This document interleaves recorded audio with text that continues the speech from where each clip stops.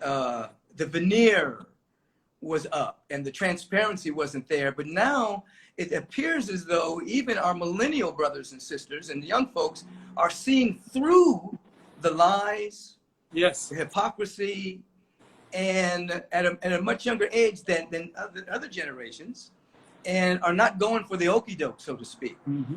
So therein lies the anger, the rage, which is so necessary to move the needle forward. I mean, I'm not speaking about looting. I'm not speaking about burning down people's businesses and taking people's livelihood away and destroying things like that, or hurting each other. That's not a part of the equation. That's someone else, another group that's trying to steal the narrative. Yes. But the righteous beings who are out there and saying in substance that this George Floyd egregious act of murder in plain sight, one of many, is the last straw. You know, they're rising up and saying, we're rising up and saying, this is it. You know, something has to change. And I don't know if you know this by now, but they arrested the other 3 officers. They ratcheted up the murder charge on the one on his knee, Shelving, to 2nd-degree murder, from 3rd-degree murder to 2nd-degree murder.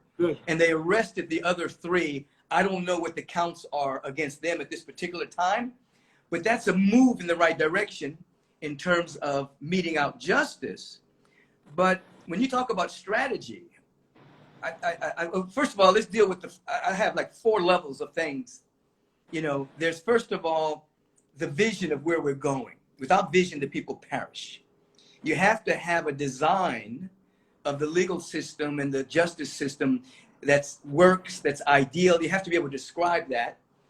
And secondly, and then underneath that is strategy. You have to have a strategy is how you're going to get there. Underneath that is implementation. There have to be people that actually do that kind of work. And then underneath that is the passion and the anger that's driving all of this. So as you were saying earlier, the anger, when it dies out, has to give way to implementation, strategy, and vision. And so we have to begin to have another dialogue about what does the police department look like? I mean, listen, you know this. This gentleman that killed George Floyd, he had 18 grievances against him in his file. And he was still working. You know, so there's a lot of issues that we're going to have to deal with. Now, as far as those 3 guys, let me just be clear. They were charged.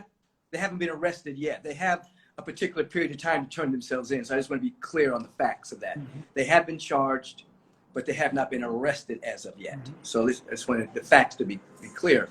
But when you talk about strategy, there's so many things that we're going to have to deal with. So we're hoping that this anger doesn't burn out. That we hope the anger turns to passion. Yes. Passion for change. And then, as I mentioned on Sunday, then everyone has to find out, you know, what their particular role is. Everybody has a role. Everybody can't do everything, but everyone can do something, you know. And so, you know, as I've said, you've seen a lot in not only in your career where racism is concerned, you've seen a lot in terms of the uprisings. And do you feel that there's a little bit of something different about this, that people are more awake? I think that, yes, no doubt about it. You know, the protests in the past have happened in our community. Yeah.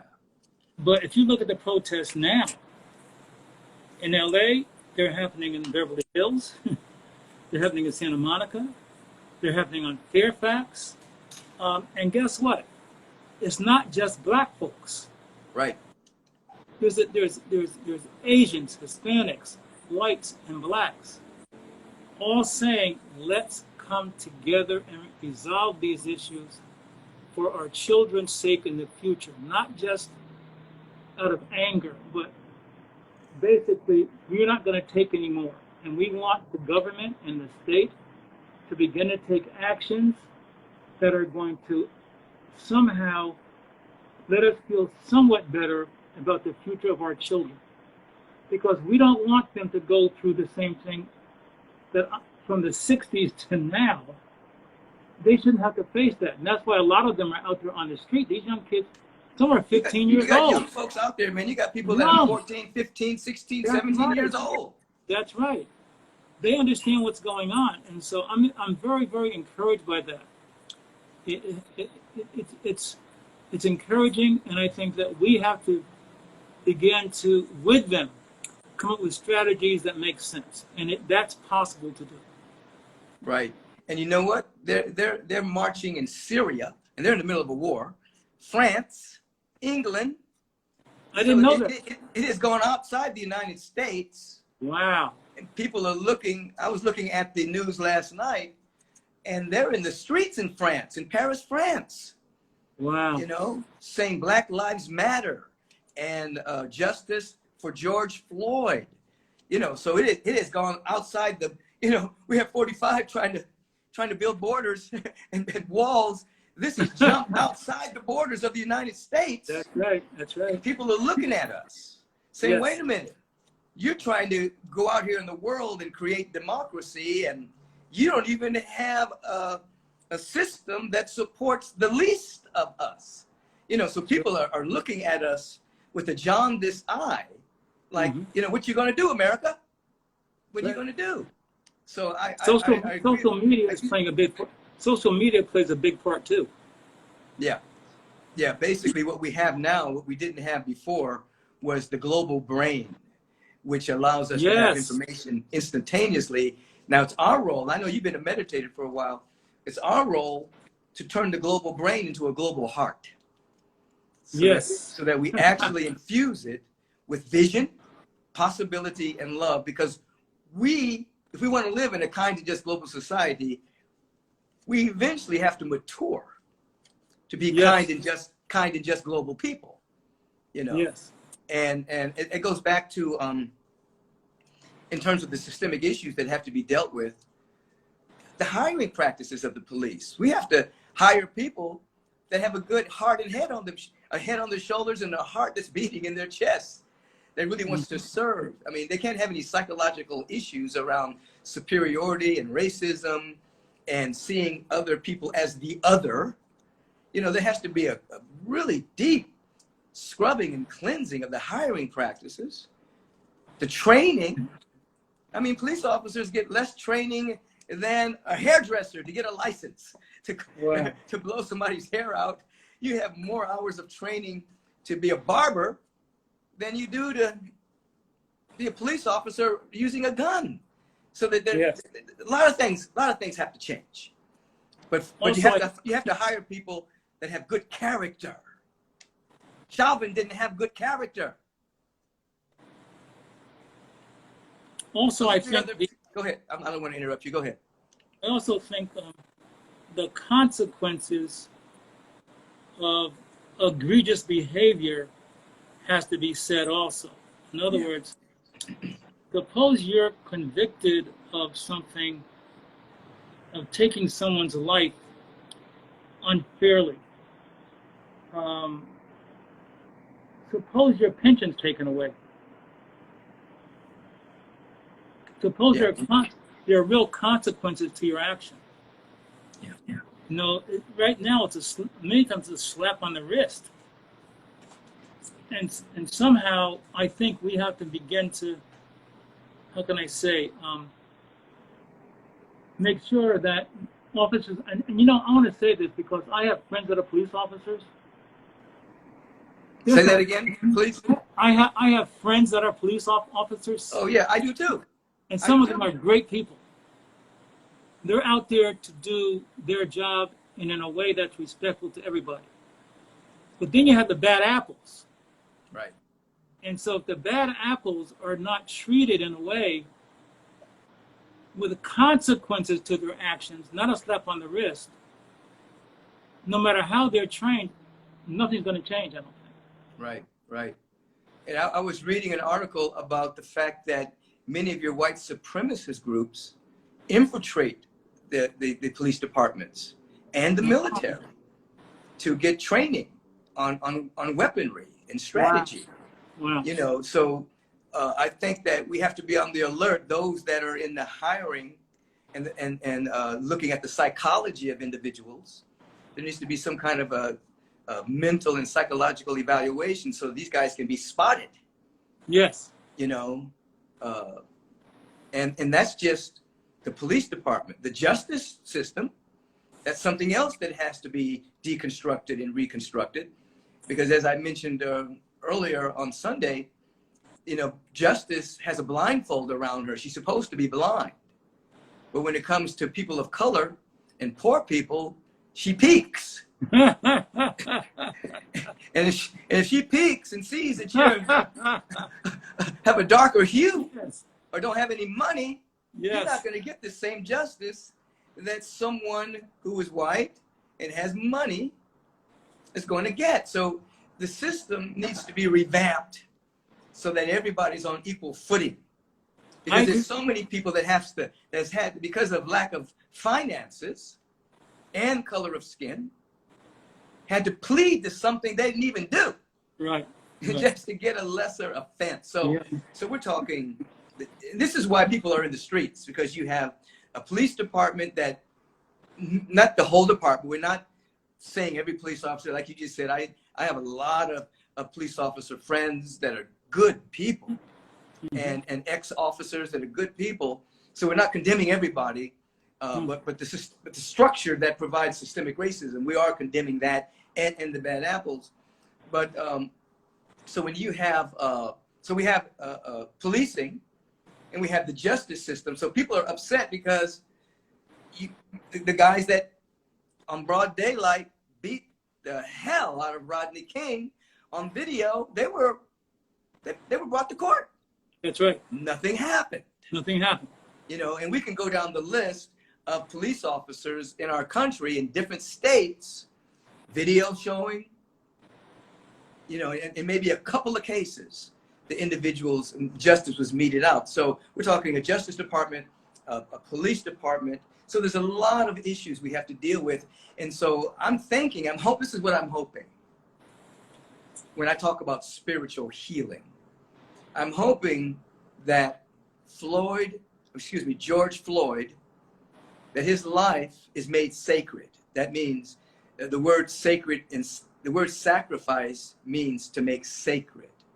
I'm hoping that his life is made sacred so that this energy actually keeps these conversations going, and more importantly, as you said, creates strategies that can be implemented for real and meaningful change. And I want people to understand this is not going to happen overnight.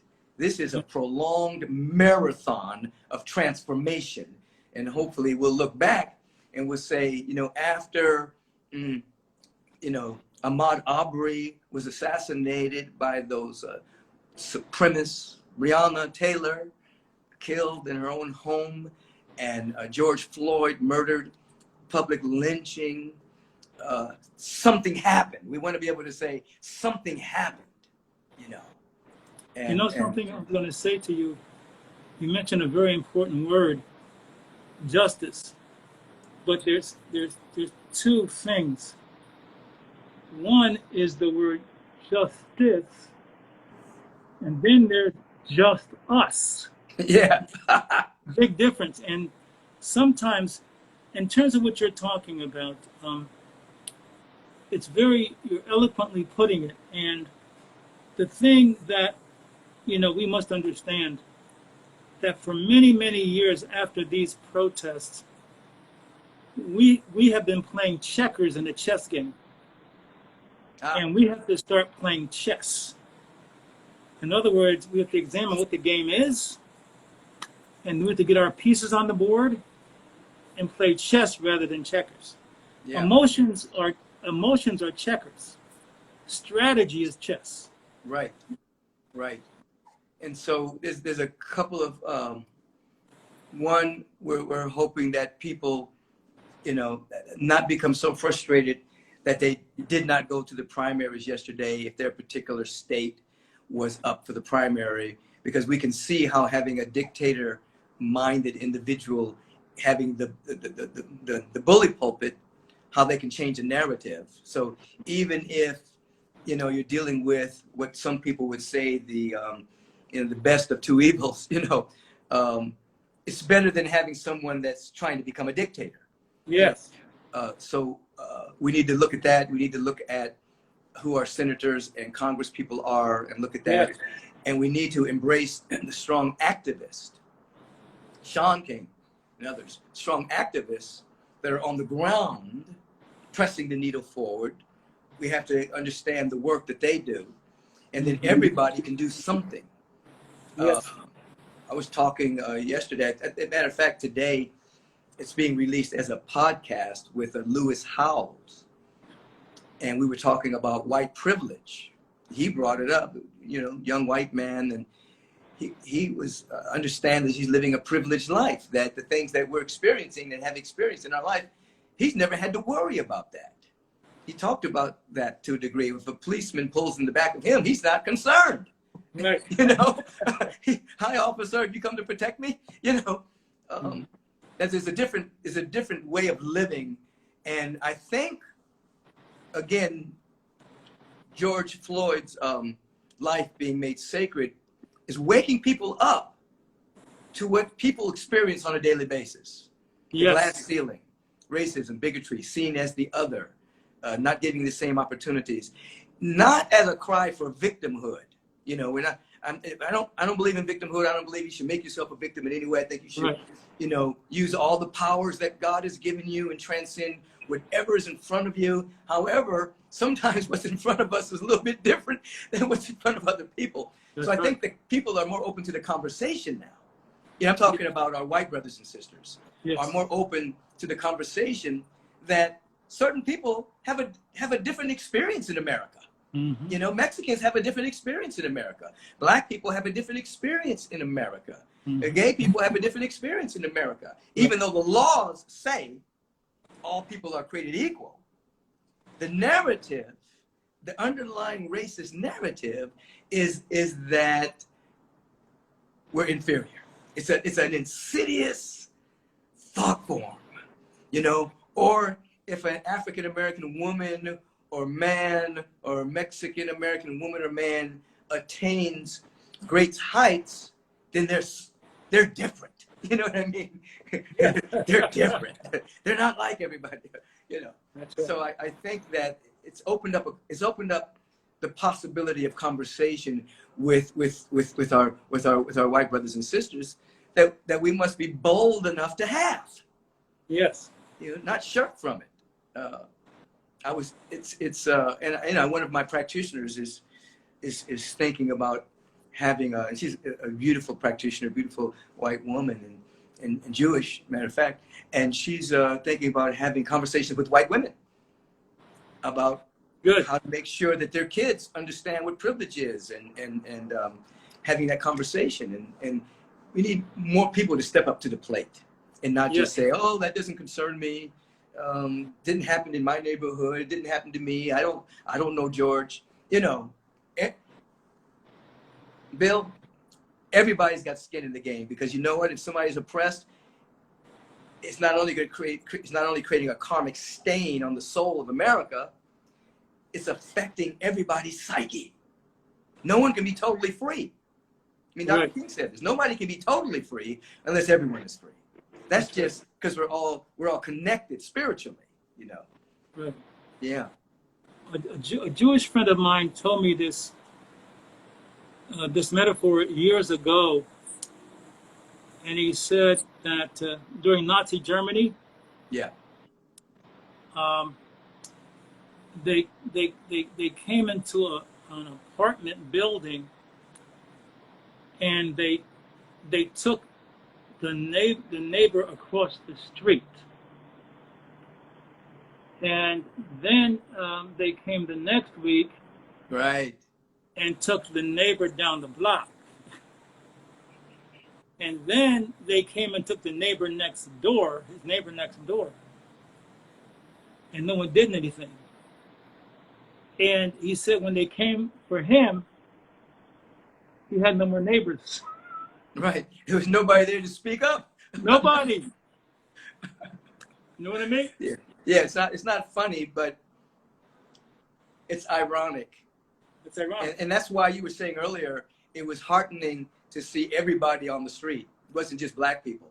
Yes. You know, Asians, Mexicans, whites, you know, everybody's there, young. It was multicultural and multi-generational. Different generations were out there. You had the very young, and then you had your middle age, you had your seniors, and that's heartening. It's a heartening thing to look at, even though we have a long mountain to climb. But it appears, though, for at least this particular moment, we're all climbing together. And of course, there are bad apples. Of course, there's people that want to steal the narrative. Of course, there's supremacist groups in the country that are trying to undermine this whole thing and create a whole nother narrative around George Floyd being whatever he was, you know. But I have to say, I do believe, because of my over 40 years in diving deep into spiritual matters, that ultimately life wins. Ultimately, love wins. Yes. And we're here to be a kind and just, build a kind of just global society is based on the ethic of love and the ethic of peace. And that's not just a palliative, sweet sentiments. Peace is the dynamic, you know, it's a dynamic of a powerful quality, you see. Love is the total givingness of the spirit.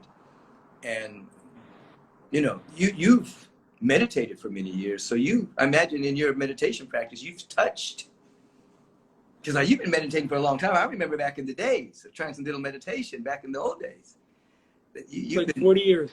Yeah, so you've touched some levels of that kind of love and peace, I'm sure. Yes. Yeah. So I've been very, very fortunate. And, you know, we are going through difficult times. But when you sit down and close your eyes and let the mantra dissolve the stress within you to a great extent, and when you allow yourself to have compassion for yourself and others, because we all face challenges every day, I think that's important for us, because if you can resolve the stuff within yourself, you don't take it out on others. Right. You know, as you say in many of your services, you know, looking for someone else to, you know, dissolve the issues that are our issues is not realistic. We have to resolve those issues. And blaming everybody else, you know, is, I think I told you this story, you know, and I don't want to be gross about it, but I went to a therapist one time because I had broken up with a young lady. You're fading out just a little bit, Bill. Just speak up a little bit. Okay, can you hear me better now? Yeah, come up. Come up. Yeah, just project like you're acting. You got it. Many years ago, I'd broken up with this young lady, right? Right. So I was so hurt by it, I went to a therapist, and I just vomited out to the therapist how bad she was and all these things and negative about her. And after around 12 to 14 minutes, he said, "Bill, you finished?" I said, "Yeah, I'm finished." He said, "Bill, did you ever think about investing in a roll of toilet paper?" I said, "What did you say?" He said, "Did you ever think about investing in a roll of toilet paper?" I said, "What does that mean?" He said, "Bill, you're really good at talking about how bad she stinks. But if you took a piece of toilet paper, reached back and wiped your own emotional behind and sniffed it, you would never talk about nobody again." I said, "Michael, am I paying you for this?" He said, "Yes." He was wanting you to look at yourself in the mirror. That's right. Yeah. That's the hard part sometimes. Yeah, absolutely. And I think that, again, through spiritual intention, meditation, you end up looking at your own thoughts, your own perceptions, and you clean them out so you can be a clear instrument Yes. for life to flow through you. Yes. And you don't, in life, it doesn't want you to become strong to withstand the blows from other people. Life wants you to be strong so that you can give your gift. Yes. And shine your light and live in a fortress of dynamic inward solitude, so that you're not even offended by what other people are saying about you, because they're not even talking about you. They're talking about themselves. That's right. That's right. You know, and I think, you know, I have to thank my mother for that, because growing up, you know, here in Los Angeles and having to deal with certain racist things in school and stopped by the police and things like that, you know, she injected in me a deep sense of self-worth. So even when stuff was going on, you know, I didn't like it. However, it did not erode my spiritual self-esteem. You know what I mean? Yes. And I could choose to deal with it appropriately in that particular moment. And this is what we want folks to get. This is why we talk about a spiritual healing. Yes. It's about justice. It's about peace. It's about shifting the narrative, but it's also about shifting our own narrative. Who do we think we are? Yes. Do we know ourselves to be a luminous, limitless light being, having an incarnation as an African-American man or woman or whatever the incarnation is, Mexican, white, whatever. And to really understand that we're limitless beings, and we can transcend and change so much with that awareness, you see. I agree 100%. Yeah. And so it's always good. I'm glad that you when we could meet. Yes. Before pre-COVID, I was always glad to see you at Agape, being a part of that powerful celebration of life. It's my blessing to be there. You blessed so many people in so many ways, and thank you for that, sincerely. Absolutely. Now, before we go, a couple of things. Tell us about your book, your memoir. Well, I have a book that's out now. You can get it on Amazon. It's called Bill Duke, 40 Years on Screen and Behind the Camera. And there are two portions to it. One is about my career and the many things that I had to face, being a black man trying to get into this business in the early days, because there weren't many of us there. Right. Because you paved the way for a lot of people. You paved the way for a lot of people by breaking through. Thank you very much for that. Yeah. And the second was my life, and that's the most difficult part, because, you know, you're being vulnerable. And so I talk about the challenges I faced. My business is a business of rejection, and what impact does rejection have on you?